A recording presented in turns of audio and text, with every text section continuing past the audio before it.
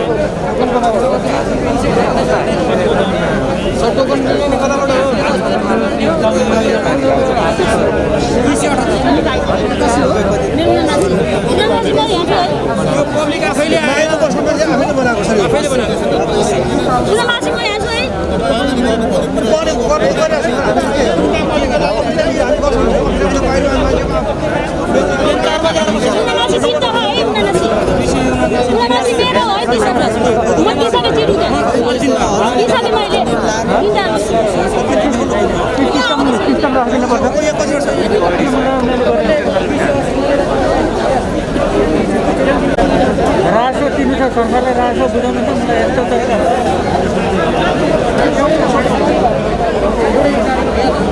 एउटा बाइकको कर र गाडीको छोरालाई पठाउने भने भन्न बिर्से त छ दुई गर्दैन एउटै घरको भए तपाईको एउटै लेखे पनि हुन्छ क्या त्यहाँ हुन्छ म एउटै घरको हो सर नाम हुन्छ त जान्न अहिले म तपाईको तरिका सबैमा अर्काको न अर्काको पकेर पनि एउटै घरको काम तरिका के हो कर्मचारी बुझाउन आइरहेको रासो बुझाउन आए मान्छेलाई यस्तो कठिन तरिका हुन्छ म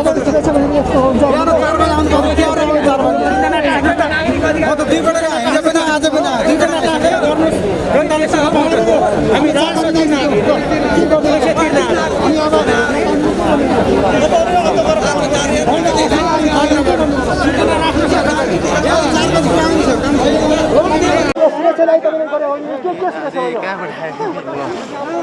के पशुपति मेला हो काम छैन यिनीहरूको त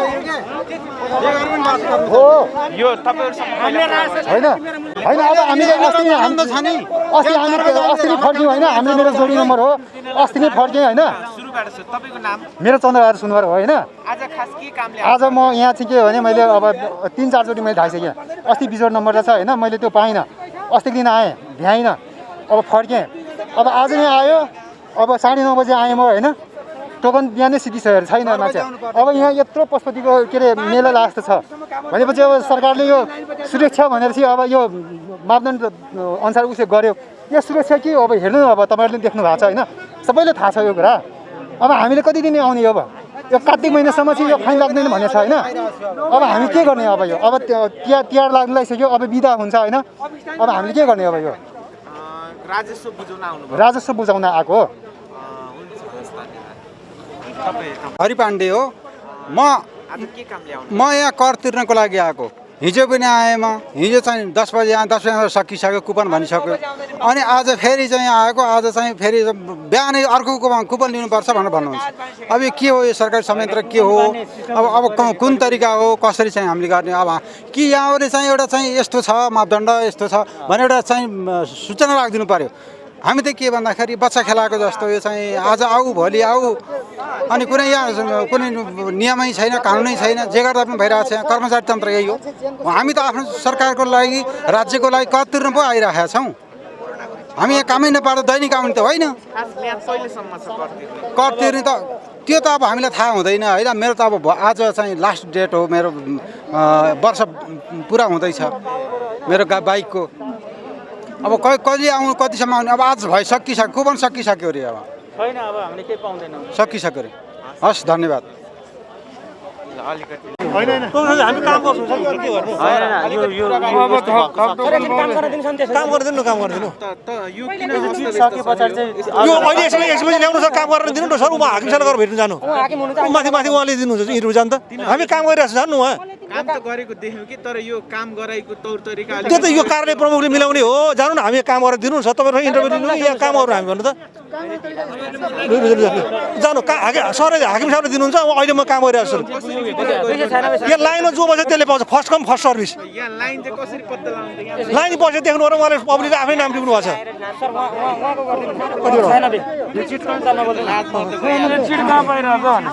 लाज महत्त्व भनेको हामीले दिन सक्ने सेवा हो सर। 10 जना कर्मचारीले चाहिँ 900,000 बिलको काम गरिरहेछ, त्यहाँभन्दा कति कसो लाग्यो भन्नुहोस् तपाईँ? मेरो कुलबहादुर बस्नु जानु।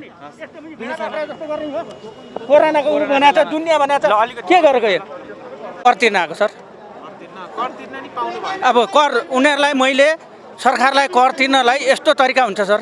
यो पनि तरिका हो मान्छेलाई? अहिले त जनता नबुझ्ने त कोही पनि छैन नि त, सबै बुझ्छ नि।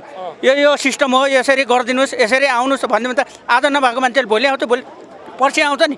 तर यो ठिक भएन क्या सर। हेर्नुहोस् त, यत्रो जनतालाई यसरी के गरेको? यो कोरोनाको ऊ भनेको छ, महामारी भनेको छ, उनीहरू म काम गरिरहेको छु भनेको छ, जनतालाई यसरी घुमाइरहेको छ। यो पनि तरिका हुन्छ सर? भन्नुहोस् त, यो सरकार कस्तो होला त? मेरो नाम कुमार दाहाल हो है, कुमार अधिकारी है। अब बिहान अहिले भर्खर 10 बजे अब कर तिर्न आएको, अहिले अब यस्तो छ। यो 300 टोकन अरे 300 वितरण भइसक्यो। अब के गर्ने? अब खै सूचना पनि छैन, केही पनि छैन, केही पनि छैन। यसरी यो जनतालाई सबै यसरी दुःख दिएर के गरेर हुन्छ यसरी भने क्या? अनलाइनबाट गरेको भए पनि अझै राम्रो हुन्छ। त्यही त अनलाइन सिस्टम छ, अहिले आधुनिक प्रविधिहरू आहा। अहिले मान्छेले दुःख दिने अहिले बिमारीको बेलामा यस्तो के हो? यस्तो पनि कन्ट्रोल गर्न नसक्ने। हजुर अब यो फेरि म के नियम लगाएको हो? यो कर तिर्दा इन्सुरेन्स प्रत्येक वर्ष 2000 रुपियाँ तिर्न पर्यो। अब कर तिर्दै 4000 रुपियाँ खर्च हुने भयो यो प्रति वर्ष। यो के को लागि गरे हो? पहिला त थिएन यो नियम। फेरि अहिले अब यो कर त्यो इन्सुरेन्स गरेर 2025 कति लिन्छ त्यहाँ। अब फेरि यो गर्न लागिहाल्यो, कर लागिहाल्यो होइन। फेरि अर्को वर्ष फेरि रिन्यू गरेर फेरि 2025 तिर्न पऱ्यो त्यहाँ। यो त यो सर्वसाधारण जनताले के हो यस्तो? यो साह्रै नै हजुर, यो त सिधै लुट्ने यो गर्ने भयो क्या। कर त कमसेकम कर त चाहिँ त्यसरी कर तिरे पनि रिन्यू गरे पनि त्यो इन्सुरेन्स त वर्ष पछि गर्न नपर्ने हो, आवश्यक परे बेला गर्ने हो। त्यो के को लागि भने क्या त्यो? हस्, धन्यवाद।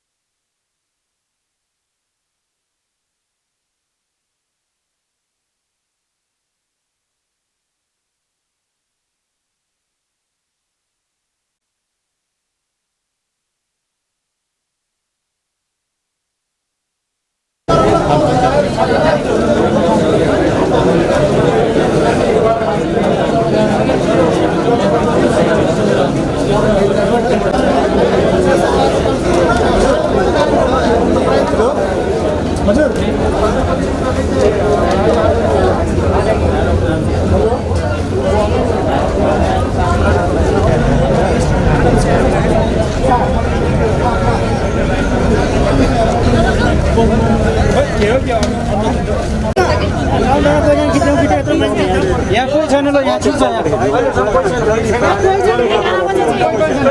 बजे 10 बजे हाजिर गरेर 11 बजे कोही गर्नु हुन्छ? हेर्नुहोस् लाइनमा यस्तो गर्ने पनि हो।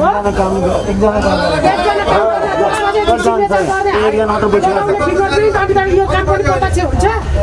मान्छेलाई चाहिँ 4 बजेदेखि दुःख दिने पनि सीमा हुन्छ भाइ। कति बजे चाहिँ हाजिर गरेर खानुहुन्छ? 11 बजे चाहिँ हेर्नुहोस् त्यहाँ कोही केही छैन। मान्छेलाई उताबाट कोहीले भौचर काटेपछि यहाँ आएर काम गर्दैन, त्यो पनि हुन्छ। पैसा लिने भए चाहिँ फिर्ता गरी बोलाउने, टाइममा लिने। अनि त्यहाँबाट यहाँ चाहिँ सरकारी चाकरी खाएको छ, आएर कुर्सी खाली गरेर चाहिँ हामीलाई हजुर दिँदैन, फिल्डबुक दिँदैन। के अरे बिलबुक त टाइममा दिनु पऱ्यो नि। एक नम्बरको नि आएको छैन, एक नम्बरको पालोको जिरो पनि आएको छैन अहिलेसम्म। एक नम्बरको चाहिँ आउनु पर्ने अहिलेसम्म आएको छैन। यो पाउने हामीले 10:15 बैङ्क भाउचर गरे अहिलेसम्म आउँदैन। यो कति बेर ढिला गर्यो यो चाहिँ थाहा भएन कि। अब फेरि कर्मचारी आउनुहुन्छ जानुहुन्छ आउनुहुन्छ जानुहुन्छ आउँदै जाँदै कर्मचारी छैन भने यो कारणले आउनु भएको छैन भने हामीलाई सबै यहाँ के भइरहेछ अहिले बजेट टाइम हामी 11 बज्न लाग्यो। हामी 10:15 चाहिँ त्यहाँ भौचर काटेर पैसा तिरिसकेको हो। यहाँ अहिले 11 बज्न लाग्दा पनि यहाँको हाकिम आउनु भएको छैन। बजिसक्यो, हाकिम आउनु भएको छैन। यदि कारण विशेष कारणले उहाँ के कारणले नआउनु भएको हो, नआउनु भएको भए छैन भनेदेखि मान्छे आइपुग्नु भएको छैन भन्नु पर्यो। के कारणले रोकिएको भए यो कारणले रोकिएको भन्नु पर्यो। 10 बजेदेखि हामीले उता काम सकेर यता आउँदा पनि हामीलाई अहिलेसम्म एउटा नोटिस नआएकोले गर्दाखेरि यो कुरा भन्न चाहेकी हो।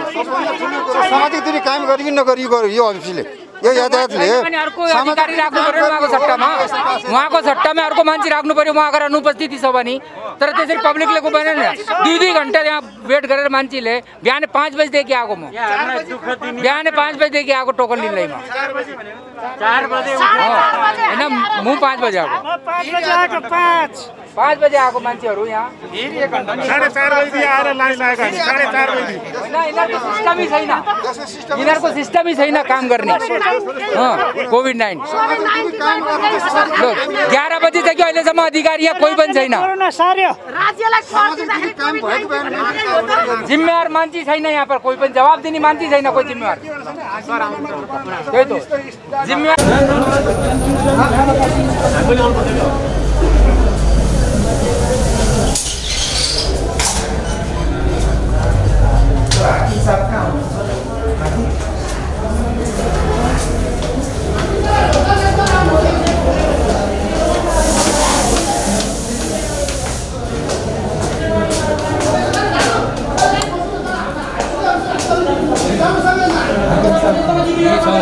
साह्रै 5-6 चोटि आइसक्यो।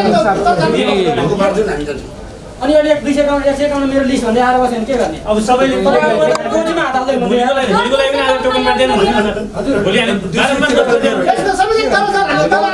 केही सोल्युसन हुन्छ ल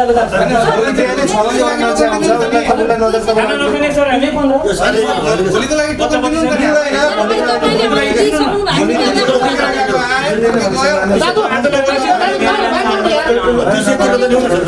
आज हामी लिस्ट जाउँ हैन। यो आज तपाईँले कहाँबाट लेखाउनु पर्यो लिस्ट होइन, भोलिबाट कुनै लिस्ट हुँदैन। लाइनमा जो अगाडि छ त्यसले टोकन पाउँछ है।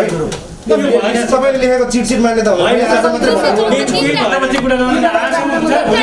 तपाईँले ल्याएको यो नियमै थिएन। तपाईँले किन त्यसो गर्नु? तपाईँले गर्नु आफूले राम्रो भने छोड्यो। भोलिबाट लेखाएर चिटसिट ल्याएर चिट त आफै घरबाट लेखेर ल्याउनु।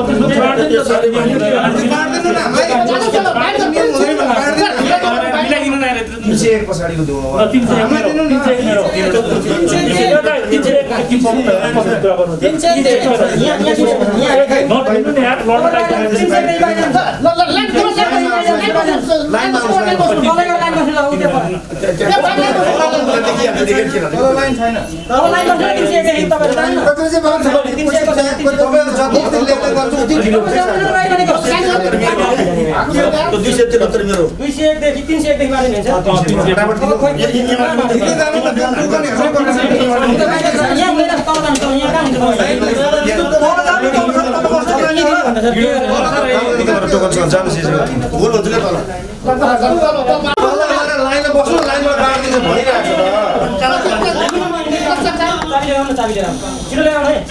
भिडभाड छ हल्ला भइरहेछ है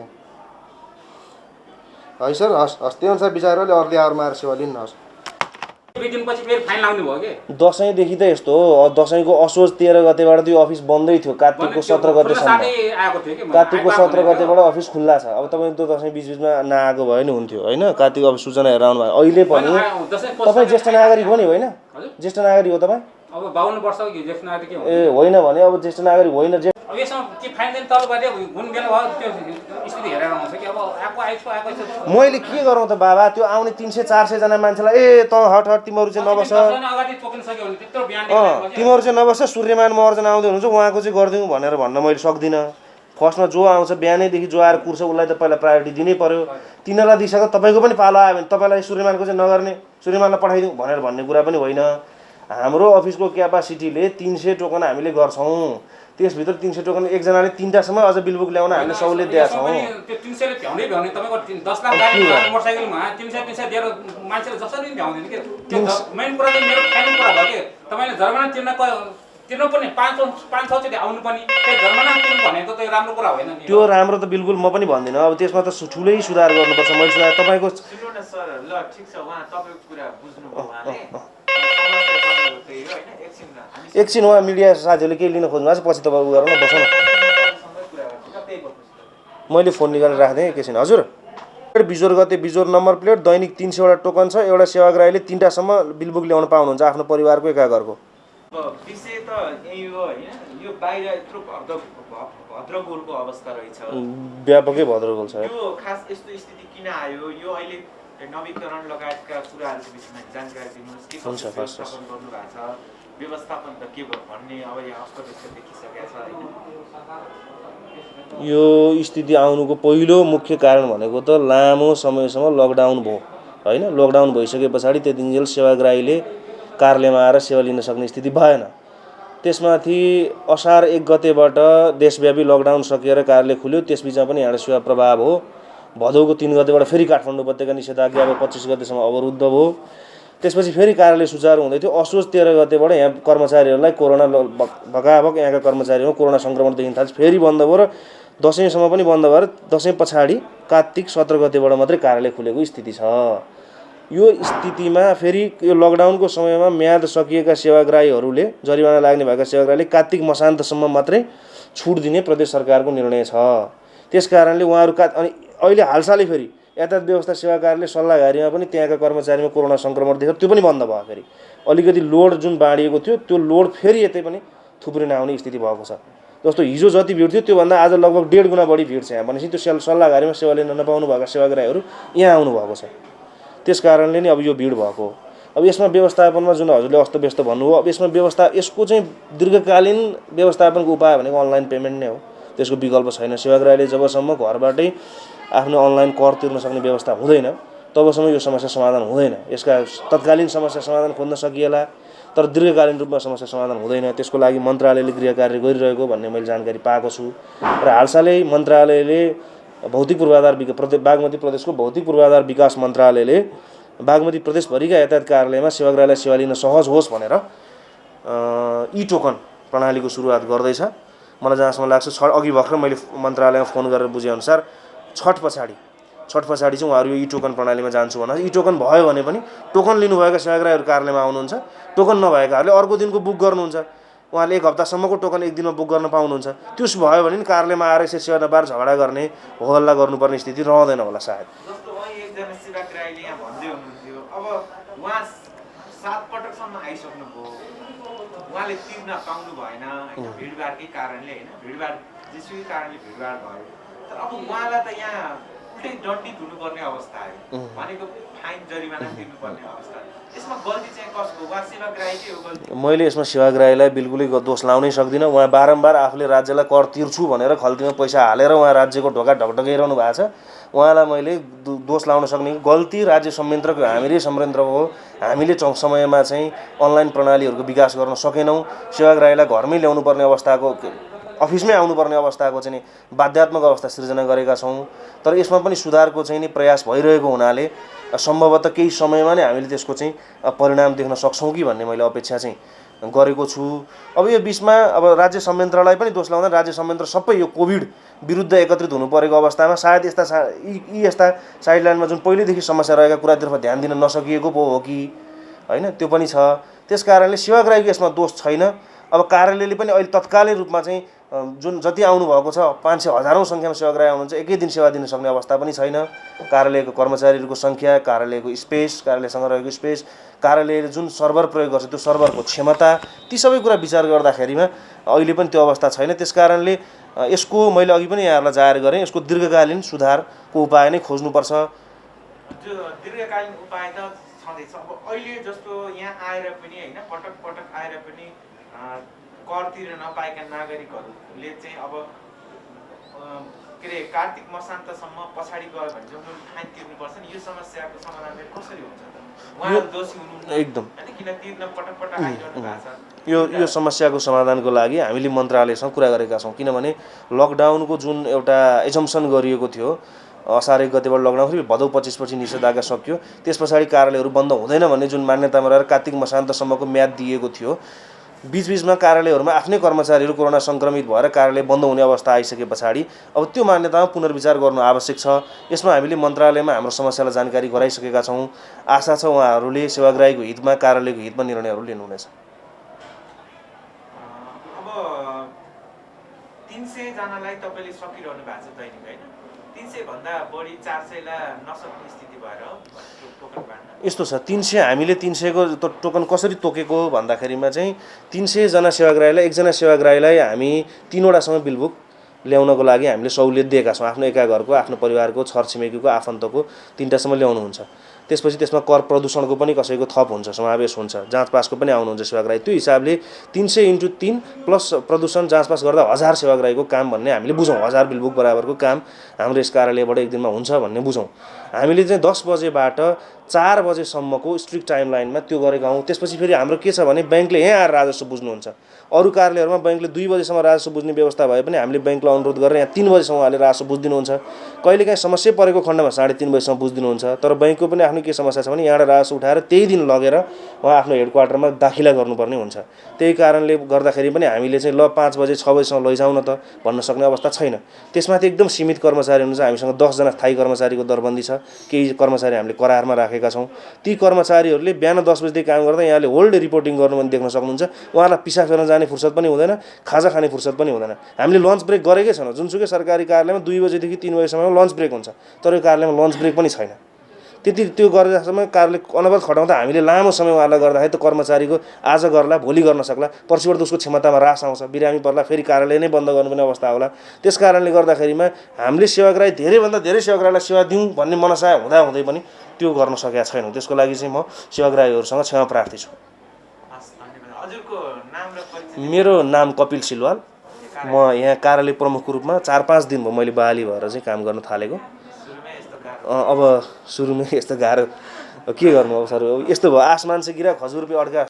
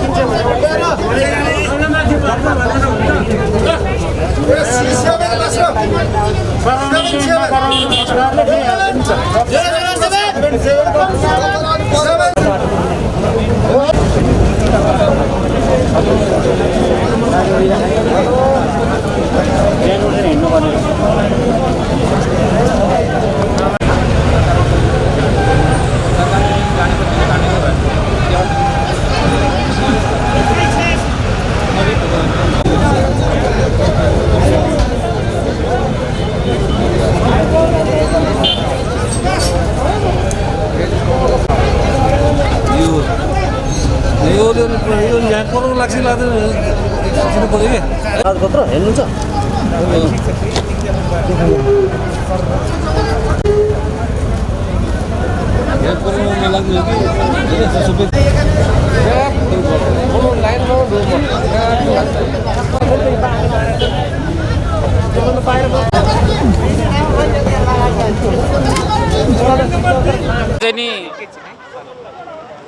तपाईँको नाम? मेरो नाम सुलेमान महर्जन हो। म यो सरकारलाई चाहिँ पैसा बुझाउँछु भनेर 5 पटक आइसक्यो, तिर्न सकेको छैन। पर्सिदेखि फेरि चाहिँ नि 5% लागू हुने भयो। पर्सि पनि तिर्न सक्ने अवस्था जस्तो लाग्दैन। यस्तै अवस्था भयो भने सरकारले जानी पैसा तिर्छ भने तिर्न सकेन, फाइन तिरेरै तिर्नुपर्ने अवस्था आइसक्यो। त्यही भएर अब देशलाई चाहिँ नि दोष नदिउँ। यो सरकार हो, देश भने धेरै, हाम्रो देश धेरै, नेपाल हुने धेरै राम्रो देश हो। यो सरकार, देश हाँक्ने सरकार चाहिँ नि अलि राम्रो भएन। त्यही भएर साह्रै यो जनताहरूलाई साह्रै दुःख भइरहेछ। जब चाहिँ नि यिनीहरूलाई चाहिँ नि खुवाउन चाहिँ नि अनेक गर्नलाई पनि चाहिँ यिनीहरूलाई पैसा तिर्दाखेरि पनि लिन जानेनन्। यिनीहरूले लिनु मात्रै जानेछ, दिन जनतालाई कसैले सेवा दिन सकेनन्। यो सरकारलाई के भन्नु भने मैले भन्नै सकेको छैन। अब साह्रै विडम्बना छ यो हाम्रो सरकारको चाहिँ नि तालमेल देखेर। कमसेकम यस्तो ठाउँ छ सरकारको, त्यत्रो यातायातमा यत्रो अफिस कर्मचारीहरू छन्, कमसेकम एक ठाउँमा यस्तो अवस्थामा चाहिँ नि कमसेकम 6-7 ठाउँमा राखेर चाहिँ जनतालाई सेवा दिएर फेरि पछि फेरि एक ठाउँमा राखेर सजिलो हुँदाखेरि एक ठाउँमा राखेर गर्दाखेरि हाम्रो जनताले धेरै चाहिँ नि सेवा पाउने जस्तो लाग्छन्। तर त्यति पनि उनीहरूको दिमागमा चाहिँ खोइ के घुस खाएको बुद्धि हो कि के बुद्धि चाहिँ पटक्कै भएन यिनीहरूको, खट्टमै भयो यिनीहरूको। त्यही भएर चाहिँ यो हाम्रो जनतालाई कहिले यिनीहरूले सेवा दिन सक्दैन। लिन मात्रै जानेछु, दिनु भनेको जानेन भन्ने मेरो मनमा त्यस्तो लागेको छ। धन्यवाद।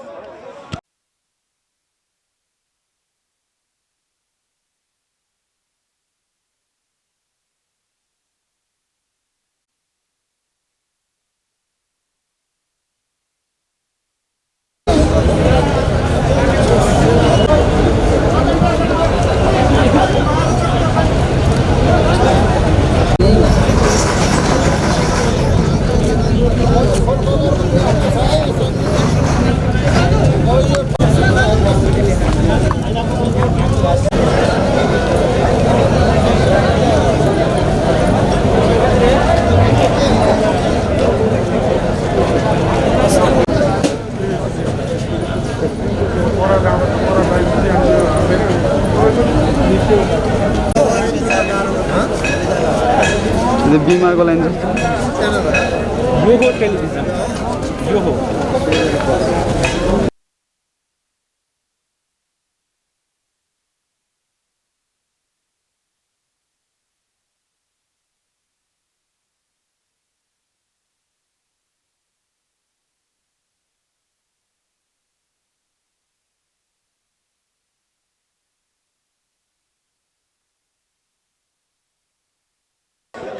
दर्शकवृन्द, यातायात व्यवस्था कार्यालय सानो भर्याङमा देखिएको यो भिडले देश सञ्चालन गर्नेहरूले देशलाई कसरी सञ्चालन गरिरहेका छन् भन्ने प्रश्न पारेको छ। क्यामेरा पर्सन सञ्जय घिमिरेको साथमा सम्वेक बस्नेत, काठमाडौँ।